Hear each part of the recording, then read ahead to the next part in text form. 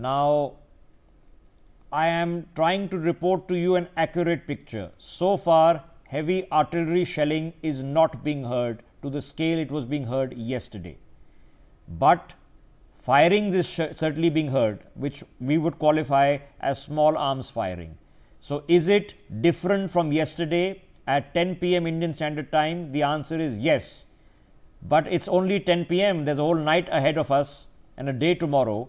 And if already within 3 hours this much has happened, there are no guarantees one can take of what the next 1 hour or 2 hours will hold. Now, a ceasefire is agreed between two countries, in this case represented by their Director General Military Operations. It has been announced here in New Delhi. It has also been announced in Pakistan. It's been made public information. Now, if it is not respected, there can only be two considerations, both of which have been put before you. Consideration number one is that large segments of the Pakistani armed forces do not follow the command chain of authority, or indeed the command chain of authority has instructed them to do so. There can only be two inferences. Either they are doing what the heck they feel like, even though they are aware of the ceasefire because it's public information, or they have been ordered to do so. If they have been ordered to do so, and let me take that scenario with General Asthana, if they have been ordered to do so, then what do we then assess? Then we assess that the ceasefire was in fact a machination and nothing more.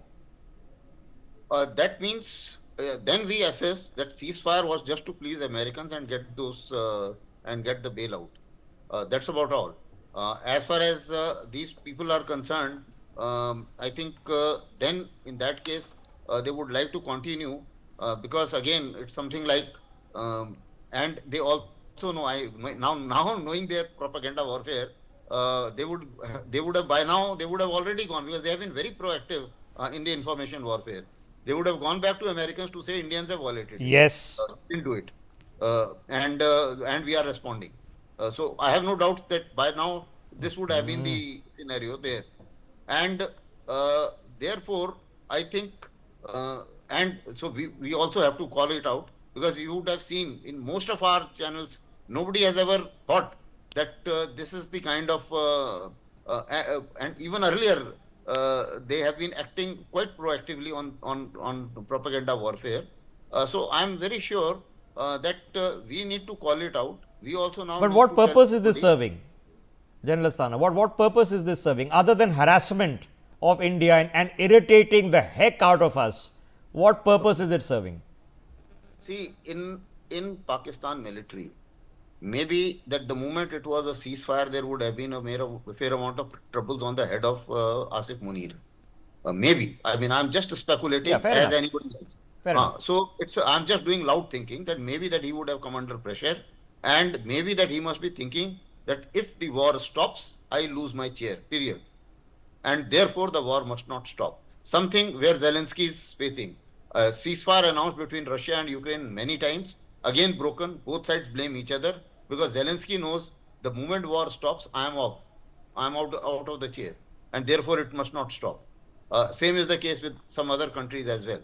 So this could be one of the reasons. I really can't place it, but I'm only thinking wide and thinking alive that there can be some reason like that, and you blame it out on India, that India was in a stronger wicket, and India was thinking that many people in India were also unhappy. On social media you can see with the ceasefire that I think we have lost out. We have, every time military puts you in a good situation and then you lose out on the negotiation.